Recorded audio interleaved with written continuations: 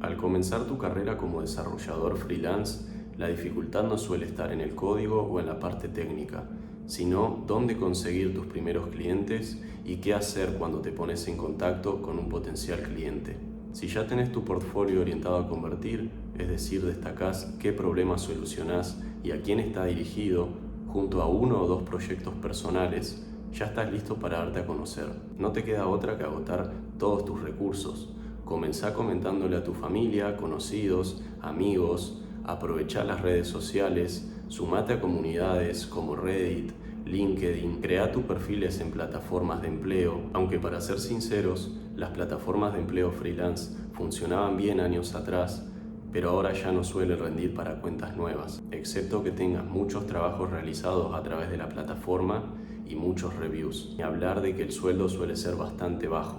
Una vez conseguiste tu potencial cliente, la segunda etapa es saber cómo comunicarle tu propuesta. Tenés que tener en cuenta que ya sea que venga referido, conocido tuyo o simplemente lo saliste a buscar, para trabajar con él primero vas a tener que ganarte su confianza.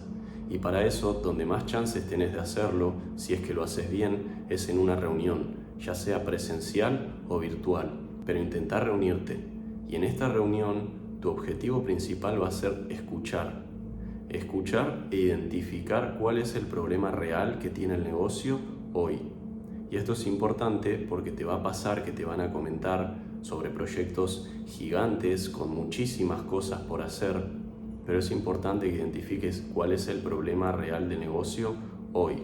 Porque, por ejemplo, si todavía no tienen comprado un dominio, ni siquiera una landing page puesta en producción, mucho menos un inventario digitalizado, no tiene sentido de estar hablando de módulos como, por ejemplo, facturación, sistemas de pago, implementación de inteligencia artificial, etc. También tenés que identificar con qué tipo de cliente vas a tratar, porque hay muchas personas que simplemente te están pagando para delegar la tarea, están muy ocupadas o simplemente no le interesa participar del proyecto, y va a haber otras personas, por el contrario, que van a ser muy activas, muy participativas y van a querer que le expliques todo lo que se va a hacer y por qué se va a hacer.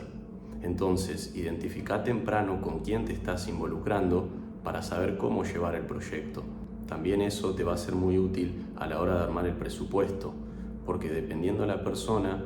en algunos casos vas a tener que detallar punto por punto qué es lo que se va a hacer y qué es lo que se está cobrando, mientras en otros casos justamente el cliente no tiene el tiempo o simplemente el interés para involucrarse del proyecto y quizá no hace falta que detalles punto por punto, sino simplemente que armes el presupuesto completo, que le digas cuándo se va a comenzar, que le pidas un anticipo y que se pongan a trabajar cuanto antes. Idealmente, en esta primera reunión, es mejor que intentes conectar con la persona, que intentes entender cuál es el problema principal, cuál es el problema real que tiene el negocio hoy,